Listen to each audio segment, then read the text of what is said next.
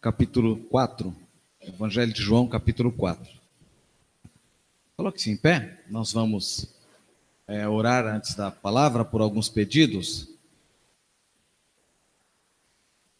Essa semana no grupo da igreja foram feitos vários pedidos de oração, né? Essa semana, o pai da Silvana, o senhor José, ele estava na chácara, né, Silvana? Passou mal, sozinho lá. Na verdade, ele teve um infarto, né? Ele já tem vários problemas cardíacos, já está em tratamento de um outro problema de saúde. Ele está internado no hospital em Botucatu, né? A situação, eles acharam que era o início de um infarto, mas foi mesmo um infarto e a situação é bastante complicada. Estejamos orando por ele. Tem um pedido também para a dona Maria, que é tia da Tatiele e da Gisele, né? A irmã Aurísia, que é conhecida aqui como Irmã Preta. O Sebastião começou um tratamento, né? Foi diagnosticado com tumor de próstata, começou o tratamento.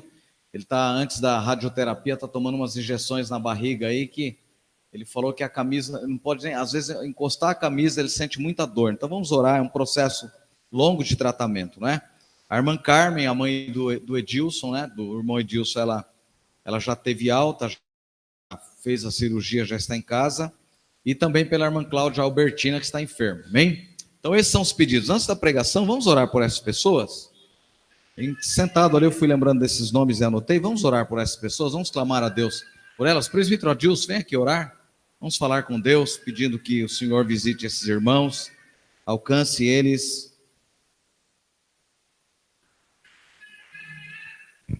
Meus irmãos, pode, Senhor. Vamos levar a Deus a oração?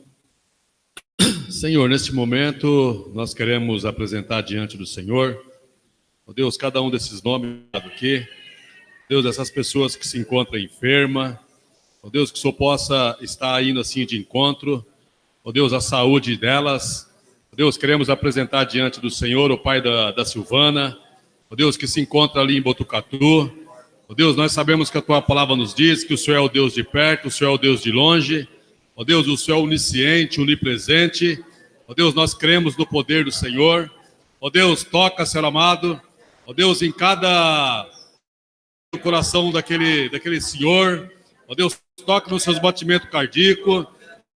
Por baixo das mãos daqueles médicos, vem estar as mãos do Senhor. Ó Deus, esteja visitando, Pai. Ó Deus, a vida do Sebastião, que está passando por esse tratamento. Ó Deus, pela vida da nossa irmã Preta, Pai, que está passando também. Ó Deus, pelo momento, ó Deus, é de enfermidade. Ó Deus, queremos pedir ao Senhor, Pai. Ó Deus, visita a irmã Cláudia. Ó Deus, visita, Pai. Deus, a tia da Gisele. Ó Deus, queremos pedir ao Senhor, Pai. Deus, que o Senhor possa, ó Deus, estar entrando, Senhor amado. Ó Deus, com a Tua providência, com as Tuas mãos de poder, Pai. Ó Deus, é a Tua igreja, Pai. Deus, que está aqui clamando. Ó Deus, é o Teu povo, Pai, que está aqui, Senhor amado, intercedendo. Ó Deus, em favor, Senhor amado, desses pedidos, Pai. Ó Deus, e nós cremos, Pai, ó Deus, na Tua ação do Senhor. Deus, que tudo venha a ser feito, Pai, para a honra e para a glória do Teu nome. É o que nós te pedimos, te agradecemos, no nome do Senhor Jesus. Amém, Senhor, amém. Obrigado. Vamos ler o texto. João capítulo 4, a partir do versículo 43. Evangelho de João, capítulo 4, a partir do versículo 43. Passados 2 dias, Jesus saiu dali e foi para a Galiléia, porque o próprio Jesus testemunhou que um profeta não tem honra na sua própria terra. Assim, quando chegou a Galiléia, os galileus o receberam, porque viram todas as coisas que Jesus tinha feito. Em Jerusalém, por ocasião da festa, a qual eles também tinham comparecido, Jesus foi outra vez a Caná da Galiléia, onde tinha transformado a água em vinho. E havia ali um oficial do rei, cujo filho estava doente em Cafarnaum. Quando ouviu dizer que Jesus tinha vindo da Judéia para a Galiléia, foi até ele e pediu-lhe que fosse curar o seu filho, que estava morrendo. Então Jesus lhe disse: se vocês não virem sinais e prodígios, de modo nenhum crerão. O oficial pediu mais uma vez: Senhor, venha, antes que meu filho morra. Jesus respondendo, vá, o seu filho vai viver. O homem creu na palavra de Jesus e partiu. Quando já estava a caminho, os seus servos vieram ao encontro dele, anunciando-lhe que o filho estava vivo. Então perguntou a que horas o seu filho havia se sentido melhor. Informaram, ontem, a 1 hora da tarde, a febre o deixou. Com isso, o pai reconheceu que aquela era precisamente a hora em que Jesus tinha dito a ele, ora, seu filho vai viver. E ele e toda a sua casa, creram. Este foi o segundo sinal que Jesus fez depois de ir para a Judeia, depois de ir da Judeia para a Galileia. Pode se assentar? Que o seu coração esteja aberto para ouvir a palavra de Deus nessa noite. Amém? Nós temos aqui um relato do segundo milagre realizado por Jesus. Jesus realiza, no Evangelho de João, melhor dizendo, João narra 8 milagres, dos milagres realizados por Jesus. E no Evangelho de João, eles não são chamados de milagres, mas são chamados de sinais. O primeiro sinal é a transformação da água em vinho, capítulo 2, versículos de 1 a 11. O segundo é esse sinal que nós acabamos de ler, a cura do filho de um oficial do rei. O terceiro é a cura de um homem aleijado, capítulo 5, versículos de 1 a 18. O quarto, a alimentação da multidão, capítulo 6, versículos de 1 a 15. O quinto sinal é o andar sobre as águas, capítulo 6, versículos de 16 a 21. O sexto sinal é a cura de um homem cego, capítulo 9, versículos de 1 a 41. O sétimo sinal, a ressurreição de Lázaro, capítulo 11, versículos de 1 a 57. Esses são os 7 sinais que foram manifestados através de Jesus. E o oitavo sinal é a pesca maravilhosa, no capítulo 21, versículos de 6 a 11, e isso se dá exatamente depois da ressurreição de Jesus. Apenas esse sinal ocorre depois da ressurreição de Jesus. Esse milagre, ele é descrito logo após, então, o capítulo 2. Jesus realiza o milagre no capítulo 2, que é a transformação da água em vinho na Galileia, e depois ele sai para outra cidade. E algum tempo já havia passado, desde que Jesus havia transformado a água em vinho. Esses sinais foram realizados de forma particular. Esses 2 sinais, eles acontecem sem a presença da multidão. O primeiro, os 2 se dão em famílias, ambos em famílias. O primeiro se dá em um casamento, quando uma família está se alegrando, quando uma família está se regozijando. O segundo sinal também se dá em uma família, quando a família está enfrentando um momento de enfermidade, um momento de tristeza. Isso significa aquilo que o presbítero Jonas falou na ministração do louvor. Nós temos na nossa vida uma diversidade de momentos, mas em todos eles há uma manifestação poderosa de Jesus na nossa vida. Amém? Não importa qual seja o momento que você está vivendo. A verdade é que Jesus sempre se manifesta na nossa vida.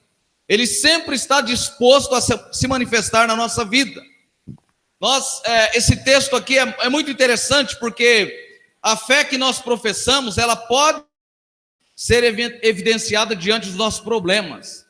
Quando nós temos um diagnóstico médico, quando enfrentamos o desemprego, eu conversava com a Sônia essa semana e falei, ela disse, a velhice está chegando na minha vida, e cada vez que eu vou ao médico eu tenho uma surpresa.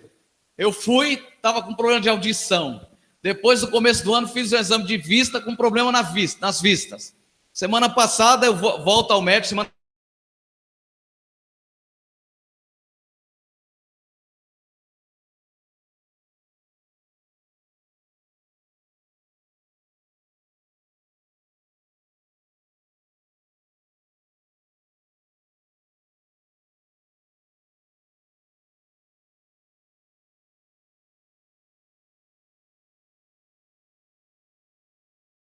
estava sentado ali sentindo fraqueza, até tomei água para melhorar, porque eu tenho que fazer outro exame e voltar para ver se de fato é mesmo uma alteração ou se é uma característica já para diabetes.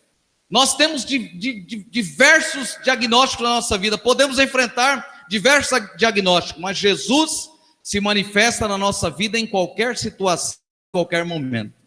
Amém? Esse texto me chama a atenção. A nossa fé, então, a fé que professamos, ela é provada, ela é evidenciada diante dos problemas, diante das adversidades. Esses dois primeiros sinais, em duas famílias, uma está reunida para festejar. Faltar vinho em uma festa, nesse contexto judaico, era uma vergonha, era uma decepção para a família. Essa família seria submetida a julgamento dos seus convidados. Essa família ficaria decepcionada, envergonhada. Esse segundo sinal acontece em uma família também. Essa família está vivendo um momento de tristeza. Esse pai mora em Cafarnaum. Eu estava olhando a geografia bíblica, de onde Jesus está, e o local onde esse pai mora tem aproximadamente 30 quilômetros, era uma distância longa. Isso era feito a pé, era na caminhada mesmo, e não era na caminhada como nos nossos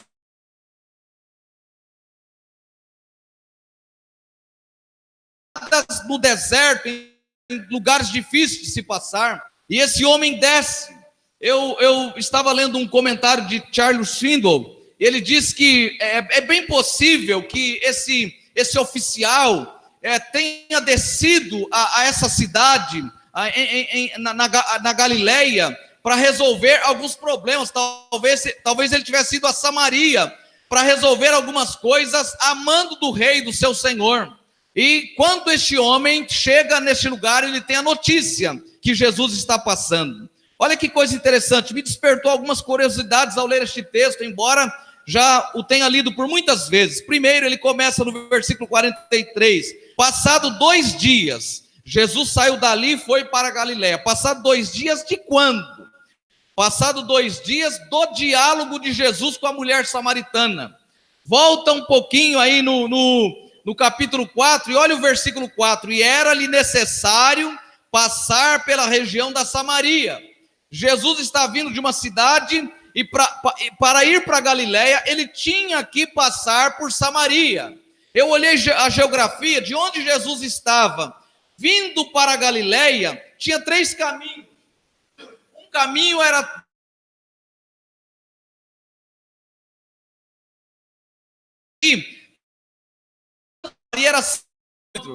mas judeu não passava por lá, porque eles não queriam passar por Samaria. Aliás, estar em Samaria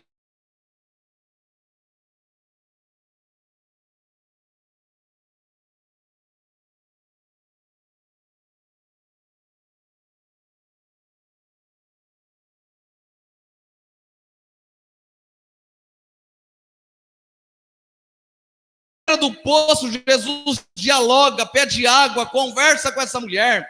E Jesus, é interessante observar que os 3 evangelhos sinóticos apresentam Jesus como Senhor, como bom pastor, como mestre, tem vários adjetivos. Mas é muito interessante, o evangelho de João, o discípulo amado, ele faz questão de revelar a divindade de Jesus, o Cristo, o Deus, o Jesus ressurreto, o Jesus que veio para mudar a vida do homem. E o que acontece com essa mulher samaritana à beira do poço, só Deus pode saber, só Deus. Os profetas não podiam, os reis não podiam, os astrólogos não podiam, só Deus conhece o coração do homem. E ao dialogar com a mulher à beira do poço, Jesus conta toda a história de vida dessa mulher. Você já teve 7 maridos, inclusive que você tem agora não é seu, e essa mulher fica encantada, e você discorre no texto, e você percebe que essa mulher, ela não precisou nem fazer o seminário, ela sai dali pronta para evangelizar os samaritanos. Alguns anos depois, Filipe desce para Samaria, e ele evangeliza todo aquele povo, e todo esse povo se converte a Cristo Jesus. Mas é interessante, porque continuando o texto, no versículo 44, Jesus diz: passado 2 dias, Jesus saiu dali e foi para Galiléia. Ele fica 2 dias em Samaria e vai para Galiléia. Mas olha o que diz o versículo 44. Porque o próprio Jesus testemunhou que um profeta não tem honra na sua própria terra. Profeta não tem honra na sua própria terra. São palavras do próprio Jesus. Eu sempre falo para alguém que vai para o seminário: você quer voltar à igreja que te enviou para pastorear? Volte depois. Saia primeiro, ganhe bastante experiência. Quando você ganhar experiência, você volta para a sua igreja. Porque profeta não tem honra na sua terra. Ter honra não é ter poder. Profeta tem poder, mas às vezes ele não tem honra. E é exatamente isso que Jesus está falando. E eu fui atrás de alguns comentaristas, Charles Swindoll, Carson, vários deles fazem vários comentários. Mas o que mais me chamou a atenção é o seguinte: Jesus precisa ser revelado. As pessoas estão indo ao encontro de Jesus porque querem milagres. As pessoas estão indo ao encontro de Jesus porque querem ver milagres acontecer na sua vida, na sua casa, na sua família. Mas o propósito de João não é revelar Jesus como o homem do milagre. É revelar Jesus como aquele que veio para tratar o coração do homem e transformar o coração do homem. E Jesus está indo agora para essa cidade, para Galiléia. E Jesus passa toda a sua infância na Galiléia. E ele talvez diga isso, porque quando você olha isso fazendo análise do texto, parece que a fala de Jesus no versículo 44 está totalmente fora de sintonia com o que o texto está dizendo. Parece que há uma preocupação, Jesus coloca isso, parece que ele está temeroso a voltar à sua cidade, a estar na cidade da sua infância. E talvez por isso ele diga que um profeta não tem honra na sua própria terra. Sabe por que talvez Jesus diga isso? Mais uma coisa que eu achei muito interessante. Porque talvez Jesus não ia atender às expectativas do povo da sua cidade. E a exemplo de Jesus, nós que somos profetas dele, nós não precisamos nos preocupar em atendermos às expectativas das pessoas. Jesus...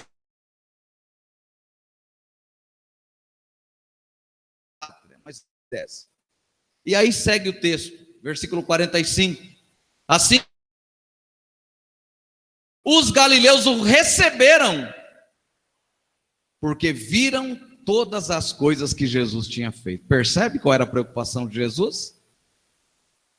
Em sabendo dos milagres que ele havia realizado, inclusive estando por lá e transformando água em vinho naquele casamento, o texto diz que os galileus recebem Jesus, ou seja, Jesus tem boas-vindas. Eles recebem Jesus de uma forma diferente. Assim, quando chegou a Galiléia, os galileus o receberam, porque viram todas as coisas. Esse o receberam aqui, alguns comentaristas dizem que receberam ele com dignidade. Mas por que receberam Jesus? Porque haviam visto todas as coisas que ele havia realizado. Quero fazer uma pergunta para você. Nem sempre a gente está disposto a responder perguntas, e às vezes é antiético fazer perguntas. Mas na qualidade de ministro aqui, de ministrando a palavra, eu queria te fazer uma pergunta. Qual é o motivo de você estar seguindo Jesus? Qual é o motivo de você seguir Jesus? Jesus precisa ser muito bem-vindo na nossa casa, no nosso coração, na nossa vida. Essas pessoas aqui recebem Jesus, os galileus recebem Jesus na expectativa de que talvez ele fosse fazer milagres, fossem fazer algumas coisas. E o mais interessante é que o texto não narra um milagre que acontece com os galileus, mas o texto narra um milagre que acontece com alguém que sobe, melhor dizendo, de Cafarnaum. Cafarnaum está embaixo, este homem sobe de Cafarnaum para Galiléia, e lá na Galiléia ele experimenta o milagre de Jesus na sua vida. A primeira coisa que este texto me ensina: o oficial vai ao encontro de Jesus em busca de cura e não de salvação. Versículo 47. Quando ouviu dizer que Jesus tinha vindo da Judéia para a Galiléia, foi até ele e pediu-lhe que fosse curar o seu filho, que estava morrendo.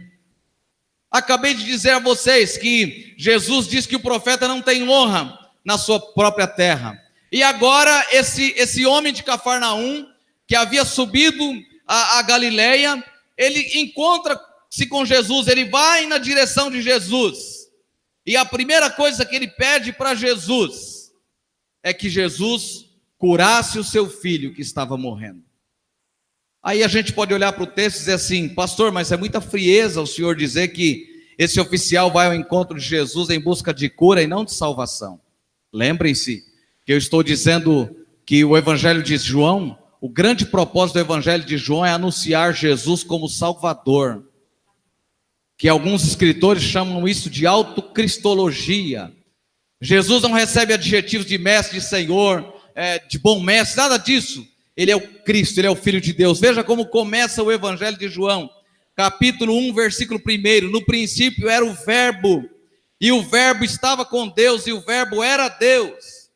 E o verbo estava com Deus. Ele estava no princípio com Deus. Todas as coisas foram feitas por ele. Ele quem? O verbo. E sem ele nada do que foi feito se fez. Isso aqui é o prólogo do evangelho de João. Ele está fazendo as considerações e indicando o que o evangelho vai tratar. O evangelho vai tratar que Jesus não é um milagreiro. Ele vai tratar que Jesus é Deus, que Jesus é o Cristo, o Filho de Deus, que Jesus veio para mudar a vida, para transformar a vida do homem, que Jesus veio para libertar o homem morto nos seus delitos e pecados. E as expectativas dessa cidade, deste povo é frustrada com a chegada de Jesus, porque não é um galileu que experimenta o milagre, mas alguém que sobe de Cafarnaum. Esse homem era um oficial, e alguém, no seu comentário, diz que é possível que este oficial estivesse tratando de negócios em Caná. Quando sobe, e ele se encontra com Jesus, ele pede então um milagre pelo seu filho. Imagina um pai que tem um filho doente em casa, e agora como comissário do rei, como se fosse o primeiro-ministro do rei, ele sai e vai para outro povo agora, e ele deixa o seu filho em casa doente. Ao que se retrata no texto, esse pai tinha expectativa de chegar e encontrar o filho morto. É o seu filho doente em casa, e você indo trabalhar, e não sabendo que notícia vai receber no trabalho, ou o que te espera quando você voltar. No caso deste pai, que estava distante, não tinha os meios de comunicação que temos hoje. Esse pai vai ao encontro de Jesus, e tudo que ele quer é a cura do seu filho. Jesus disse, olha o versículo 48, o que Jesus responde a esse pai. Então Jesus lhe disse: se vocês não virem sinais e prodígios, de modo nenhum crerão. É um estrangeiro que pergunta para Jesus, é um homem que não é da Galileia que pergunta para Jesus, e Jesus responde aqui no plural: se vocês não virem sinais e prodígios, de modo nenhum crerão. Sabe por que a nossa fé muitas vezes é frustrada, irmãos? Porque nós buscamos muito mais Jesus como milagreiro do que como Jesus que transformou a nossa vida, a nossa casa, a nossa família, que mudou a nossa vida. Nós buscamos muito mais Jesus como alguém que pode atender às nossas expectativas, resolver os nossos problemas, do que um Jesus que está disposto a entrar na nossa casa, a mudar o nosso coração, a mudar a nossa vida, a dar direção para a nossa vida. Esse é o grande fenômeno dos nossos dias. Quais são os fenômenos dos nossos dias? São as megas igrejas, aqueles que têm possibilidade de estar na mídia e que exploram os milagres. Uma vez o presbitério de Osasco foi tratar de um recebimento de um pastor, e eu era o relator da comissão de recepção de obreiros, e antes de receber eu liguei para o presbitério de origem dele. E quando eu liguei para o presbitério de origem dele, que era o presbitério de Belo Horizonte, eles disseram, é o seguinte, ele passou por Ipatinga, também ligue no presbitério de Ipatinga. E aquele pastor havia saído da igreja presbiteriana renovada, fundado um outro ministério, e quando nós fomos buscar as informações necessárias para o recebimento dele, ele tinha um programa de televisão, ele começou a armar tendas na cidade, e a juntar grandes multidões, e ele arrumou lá um cinegrafista, as pessoas que vinham, filmavam, e ele forjava vários milagres, ao ponto de pegar cortar um pedaço de carne, colocar no braço de alguém, na barriga de alguém, e forjar que na hora da oração, apertar aquilo tinha saído da hora. Ele teve que mudar, fugir da cidade, sair daquela cidade, porque ele estava sendo procurado, além de tantas outras coisas que ele havia feito. As pessoas querem seguir Jesus não pelo que ele é, mas pelo que ele faz. E Jesus faz quando ele quer, na hora que ele quer, porque ele é soberano, ele é poderoso, ele é Senhor sobre todas as coisas. João precisa falar dos sinais, desses 8 sinais. E nesses sinais aqui é uma manifestação de que ele é, de fato, o Filho de Deus. E por que, pastor, é uma manifestação de que ele é o Filho de Deus? Esse homem não é um galileu, esse homem vem ao encontro de Jesus, esse homem está desejoso, faminto. Esse homem está ansioso por um milagre na sua casa. E é interessante quando você olha para o Evangelho de João, no capítulo 20, versículo 31, você percebe que o assunto central, diz assim, o assunto central da escrita do Evangelho de João é pelo seguinte: estes, porém, foram registrados. O texto lá diz, versículo 30, que Jesus fez muitos outros milagres que não foram registrados nas escrituras, nesse livro aqui propriamente. E aí o texto diz assim no versículo 31, estes, porém, foram registrados para que vocês creiam que Jesus Cristo, Filho de Deus, que Jesus é o Cristo, Filho de Deus, e para que, crendo, tenham vida em seu nome. Então Jesus não é o milagreiro no Evangelho de João.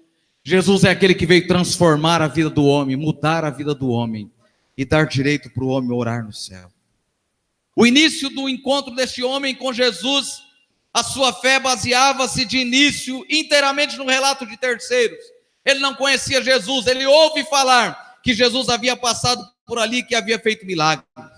Ele morava lá embaixo, o assunto que corria era que ele era um profeta, ele era um operador de maravilhas, aquele que tinha transformado a água em vinho no capítulo 2, e que esse homem estava novamente em Caná da Galileia. E agora este homem sobe então de Cafarnaum. Ele nunca viu Jesus, mas ele acreditava no relatório dos outros. O final do versículo 47 fala o objetivo dele, para que Jesus curasse o seu filho. Amém? Amém? Repita comigo, ele não percebia a necessidade do seu próprio coração, na cegueira espiritual que vivia. Ele está apenas em busca da cura. E você concorda comigo que quem Jesus ressuscitou, morreu de novo? Então, essa cura é muito importante, irmãos. Ser curado, ser visitado por Deus é muito importante.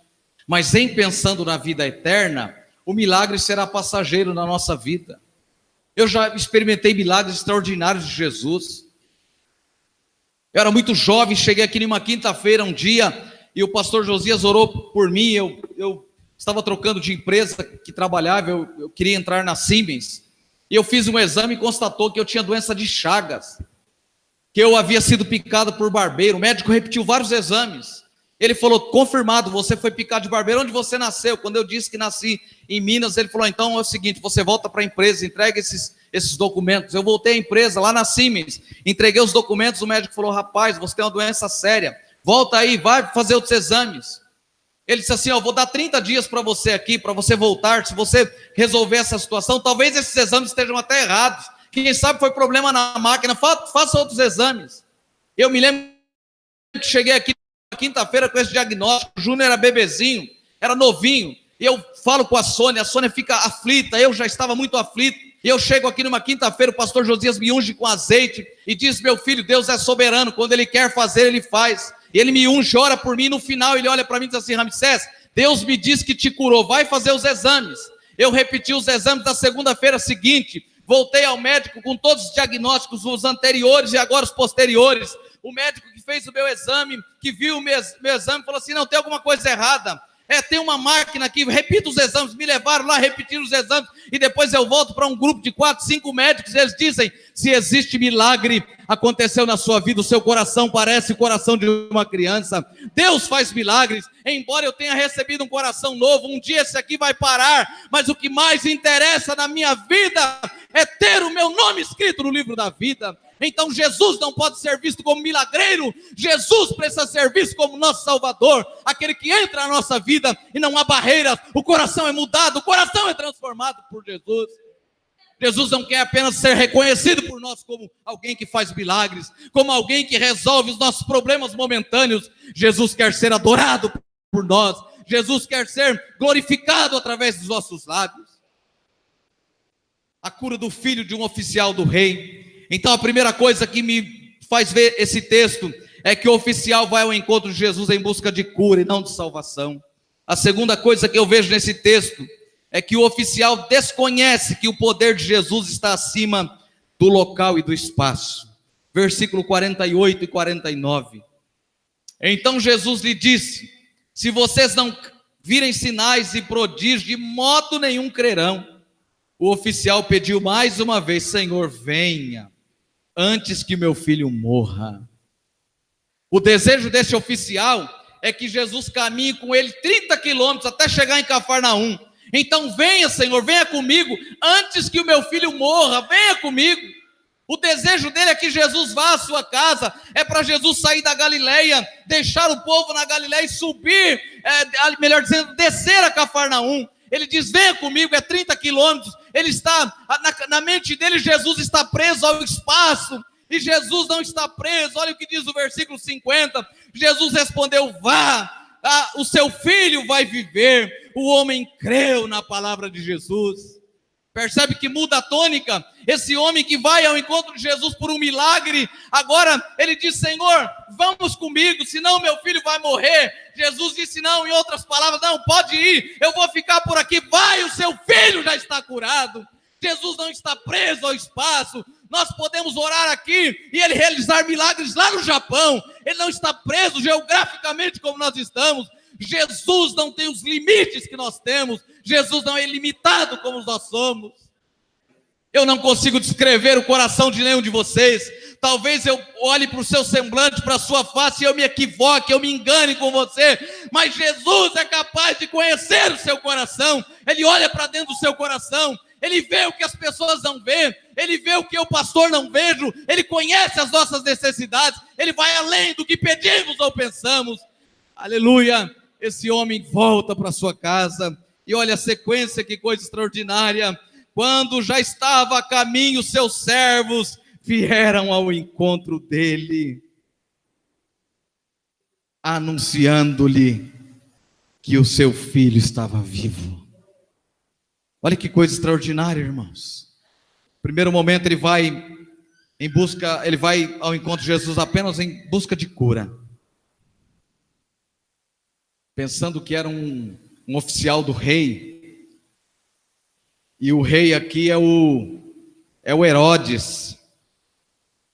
Esse cidadão aqui, eu vi um comentarista escrevendo que provavelmente esse rapaz aqui era um oficial de Herodes, do Herodes.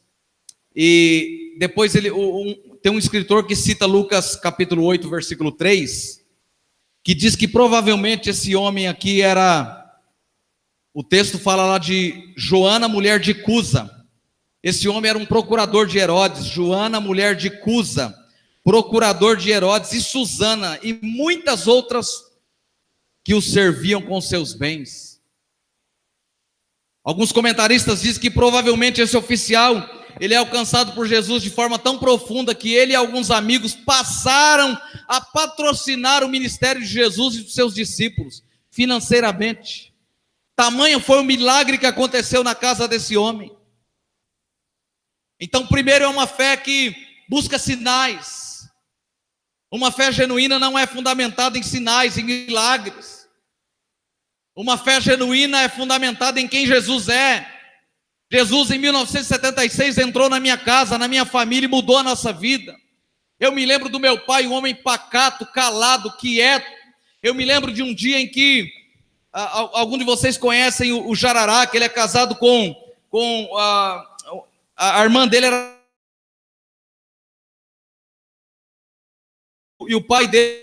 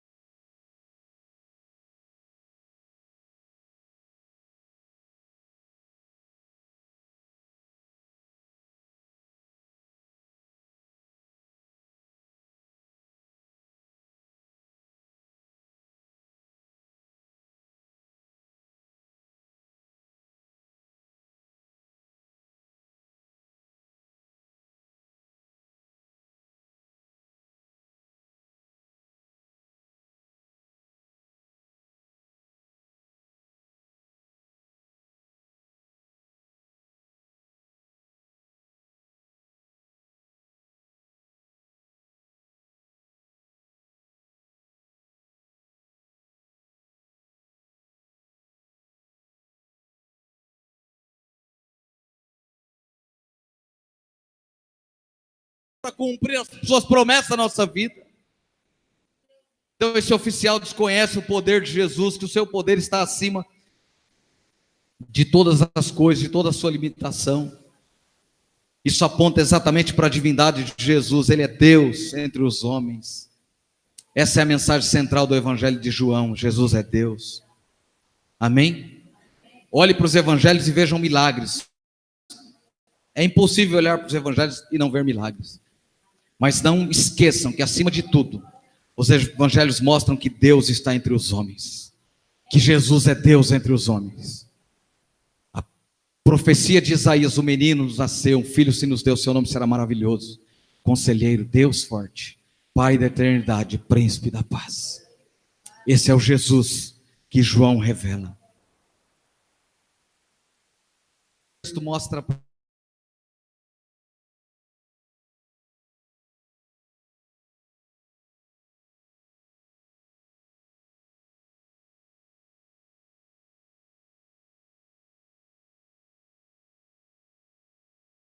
a febre deixou. Esse camarada está atento aos detalhes. Ontem, 13h, a febre deixou. Significa que o camarada tinha saído da sua casa no dia anterior, porque logo após Jesus dar a palavra para ele, dizer para ele, ele sai e vai embora. Aqui o seu servo já encontra ele no dia seguinte e pergunta para ele: mas quando foi que aconteceu? Ontem, 13h. Percebam que esse camarada tinha andado bastante, era longa a distância da Galileia descendo para Cafarnaum. Ontem, 13h, às 13h, ontem, o problema do menino, a febre foi embora, o menino foi curado. Eu conversei com um pastor uma vez, na cidade de Rolim de Moura, em Rondônia, um dos fundadores da Igreja Presbiteriana Renovada lá. Ele disse para mim: pastor, quando eu vim para cá em 1974, 75, ele foi para lá, ainda era presbiteriano independente, ou cristã presbiteriana, não me lembro, lá em Rondônia. Ele disse, era muito comum, ele disse assim, primeiro que a gente era muito pobre, muito mais pobre do que hoje. Naquela época eu tinha 2 trocas de roupa, e quantas vezes eu fiquei com uma só, porque vinha gente da roça doente,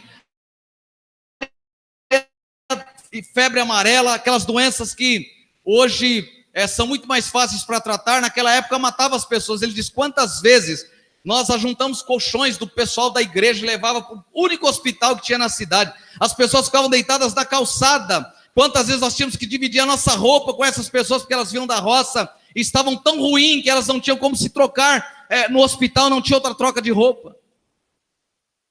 Imagina então nos dias de Jesus aqui, essa febre era sinônimo de que o garoto ia morrer, o menino estava muito mal. Que horas foi que aconteceu ontem? 13h, às 13h. Mas olha, os versículos vão caminhando e olha que coisa interessante. Versículo 53. Com isso, o pai reconheceu que aquela hora era precisamente a hora em que Jesus tinha dito a ele: o seu filho vai viver. Ele e toda a sua casa creram. Então a fé que é exercitada, ela cresce e se espalha. Repita comigo: a fé que é exercitada, cresce e se espalha. Amém? Pergunte para quem está ao seu lado: a fé tem se espalhado na sua casa, na sua família?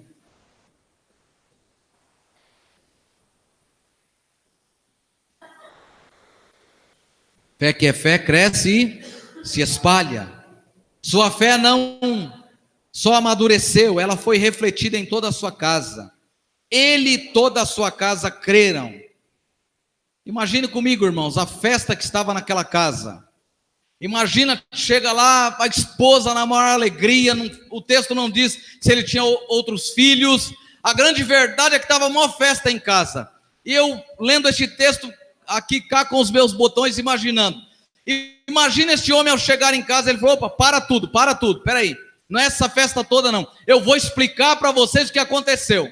E aí ele começa a fazer toda a narrativa que acontece do versículo 43 até o versículo 53. São 10 versículos, talvez ele explicando tudo o que havia acontecido com aquela família. E ele fala: o negócio não é só essa festa toda não. O negócio agora é mais embaixo, na linguagem de hoje. Agora é o coração, é entregar o coração por ele. Eu imagino aquela família toda levantando as mãos. E não tinha pregador, não tinha ninguém. Aquele homem, ele está retratando aquilo que Jesus havia feito, o seu encontro com Jesus. E toda a família creu em Jesus. Nós precisamos não apenas ter fé e levar essa fé para a nossa casa, mas ser reprodutores da fé. Aquilo que aconteceu, que acontece com você, que é bom para você, que é bom para a sua família, reparte com as pessoas, conta para todo mundo. Diz para todo mundo que Jesus fez na sua casa. Diz para todo mundo o que Ele está fazendo da sua família. Diz para todo mundo que em tempo de crise Ele tem aberto portas para você. Ele tem cuidado de você. Que em tempo de crise Ele tem suprido as suas necessidades. Em tempo em que o SUS está supercarregado, Deus tem cuidado da sua casa, da sua família. Aleluia. Lançando sobre Ele toda a vossa ansiedade, porque Ele tem cuidado de vós. Lance em Deus a sua ansiedade. A nossa expectativa às vezes é de um Jesus que faz milagres. Nós limitamos Jesus apenas aos milagres. Jesus não quer ser limitado. A nossa fé é para ser contada, irmãos. Fé é para ser dito para todo mundo. Se a gente de fato experimentar, a gente fala de Pentecostes, de avivamento, a gente tem sombra do que é isso, irmãos. Se acontecer de fato um avivamento em nós, irmãos, esse templo aqui, ou muda, ou tem que derrubar as paredes e fazer outros andares, porque fé que é fé se move, fé que é fé se fala para todo mundo. Eu não estou dizendo que nós não temos fé, que nós não estamos vivendo o tempo de fé, não é isso não, mas eu estou falando além disso, é fé no sentido de dizer quem Jesus é, a expectativa do homem morto em delito e pecado para Jesus. Sua fé não só amadureceu, mas cresceu. Todos foram alcançados pela sua graça salvadora. Ele leva a sua família a Jesus. Os milagres não têm relevância para a salvação. O que tem relevância é crer em Jesus. Milagre é uma bênção, é bom demais experimentar milagres, mas eles não têm relevância para a salvação. Relevância na salvação é crer em Jesus. Crê em Jesus e será salvo tu e a tua casa. Pedro experimenta um milagre na prisão. Paulo e Silas Pedro sai da prisão, capítulo 12 de Atos, capítulo 16, Paulo e Silas estão cantando, e o carcereiro, impressionado, aqueles homens machucados, marcados, o carcereiro pega a espada, depois daqueles homens, a prisão está aberta para eles saírem, eles não saem, o carcereiro vem e pergunta para eles, o que devo fazer para ser salvo? Ele diz, crê no Senhor Jesus Cristo e será salvo tu e a tua casa. Eles não ficam presos, Paulo e Silas não ficam presos ao milagre, mas eles querem falar de Jesus. A grande questão é quem Jesus é o Salvador, é aquele que vem, que transforma, que muda a nossa vida. Nós precisamos sair da dimensão dos milagres e partir para a dimensão do Jesus que faz coisas extraordinárias, que salva, que escreve o nosso nome no livro da vida. A verdadeira fé obedece. Esse homem obedeceu. Vai, esse homem sai e no caminho ele encontra os seus servos, dizendo, seu filho já foi curado. Amém? Você tem fé para isso, para viver este milagre? Apenas ouvir a ordem de Jesus e obedecer a ordem de Jesus. Não diminuamos Jesus ao tamanho da nossa fé, mas elevemos a nossa fé ao tamanho de Jesus. Jesus é grande, poderoso, Senhor sobre todas as coisas. Amém? Eu contei a vocês aqui domingo passado da experiência de uma irmã com câncer, depois de tirar o seio, o câncer está no cérebro, em vários lugares, na sua cabeça. Essa mulher à beira da cirurgia, chega uma criança voltando da cirurgia com a cabeça enfaixada, gritando, os médicos apavorados porque a criança não podia ter nenhuma reação, uma reação como aquela, depois de abrir a cabeça de um lado para o outro. E aquela irmã começa a orar por aquela criança, a criança dorme, depois a criança, um tempo depois, à tarde, essa criança acorda novamente agitada. E ela começa a orar de novo pela criança e começa a conversar com a criança, vira-se do lado e começa a conversar com a criança. E a criança começa a conversar com ela, enquanto isso os médicos saem, vão buscar os pais da criança, e o pai entra. E quando o pai entra e vê aquela cena da criança conversando com a irmã Rosa, Ele começa a chorar e os médicos não entendem por que ele estava chorando. E os médicos perguntam, mas por que essa reação? Ele disse, ele era mudo, ele não falava, esse menino não fala desde que nasceu. Você pode estar lá à beira da cirurgia para abrir a sua cabeça e não sabe se vai voltar nem da anestesia, mas você pode falar de quem Jesus é, Ele é Senhor sobre todas as coisas. Não pregue, não limite Jesus apenas aos milagres, eleve Jesus ao Salvador, que vem nos salvar mortos em delitos e pecados. Eleve Jesus à grandeza de Jesus. Ele não é Bar Jesus, Ele é Jesus de Nazaré. Eleve Ele, glorifique, exalte a Ele, porque Ele é Senhor sobre a nossa vida. Não seja crédulo que só se move quando vê sinais, quando vê milagres. O maior milagre não acontece fora, o maior milagre acontece dentro do coração deste oficial. O seu filho vive, é verdade, mas esse não é o maior milagre. O maior milagre é toda essa família se rendendo a Jesus de Nazaré. Orianda labastérias. Nós pregamos, nós somos igreja de um tempo de incredulidade, nós somos igreja de um tempo de frieza, e a gente tem que pregar às vezes a partir dos milagres. Pregue Jesus a partir da apologia, da defesa da sua fé.